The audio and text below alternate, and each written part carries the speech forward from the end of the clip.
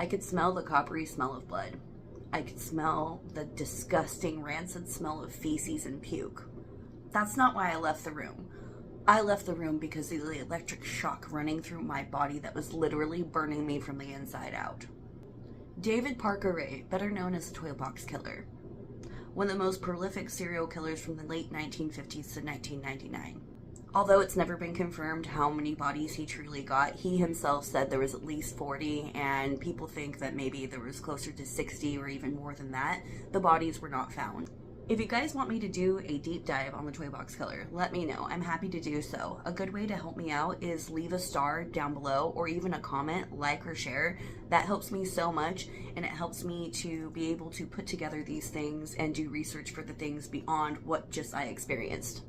I was at the Zak Bagans Museum in 2020. It was an amazing experience. We got to see so many things, and we got kind of a, really up close and personal VIP experience, partly because, there was limited people there. There were quite a few people, but limited compared to, how it would be if you went today.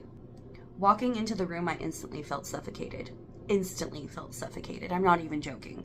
This is one of those rooms where the walls feel like they're pressing in on you from all angles as I go vogue. I'm serious though. The bed, the actual bed that he used to torture people on, is sitting right there in front of us.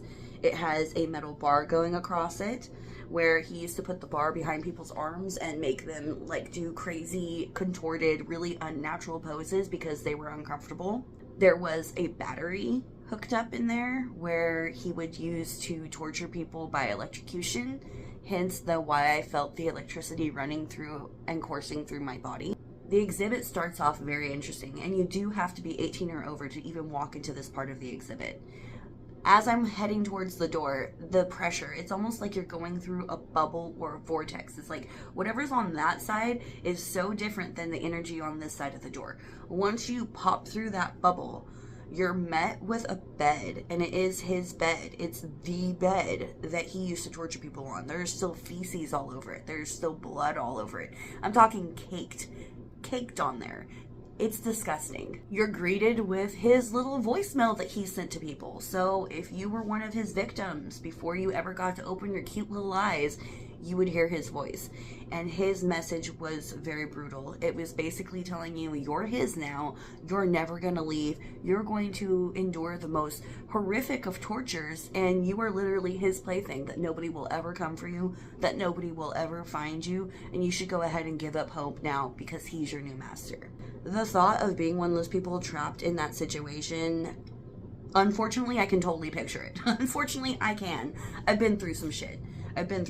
So I can actually picture what it is like to be in a fucked situation like that. And I hope nobody else ever gets in that situation, because it's not good. It's not a good feeling to realize that all hope is lost and nobody is coming to save you. What happened to me? I ain't telling you that. I ain't telling you that right now. If you want to know some of the things that happened to me, go look at my past videos. I've let a few cats out of the bag. I'm keeping some of them for myself right now. I don't need all that trauma reliving right now.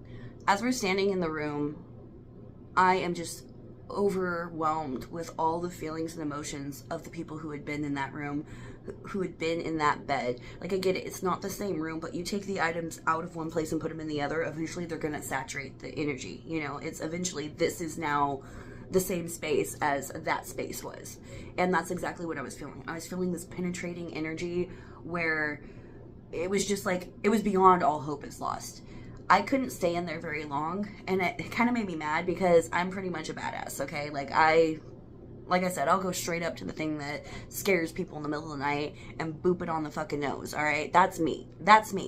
But this was different. This was the anguish of the people who had gone before, and because I am such a deep empath, it was starting to penetrate me, where I am now feeling the anguish that they went through in my actual body. I was having the pain that they went through coursing through my body, and I had to get out of there. I had to escape. I had to leave. My husband stayed in there. He stayed in. He watched the whole presentation. He, took in all the energy, all that kind of stuff, and he was cool. He was fine.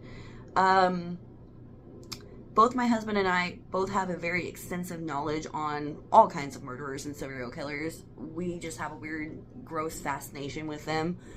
But he's not an empath like I am. He can't feel the leftover feelings of the torture that they provided to these people. So I had to leave. I had to get out of there.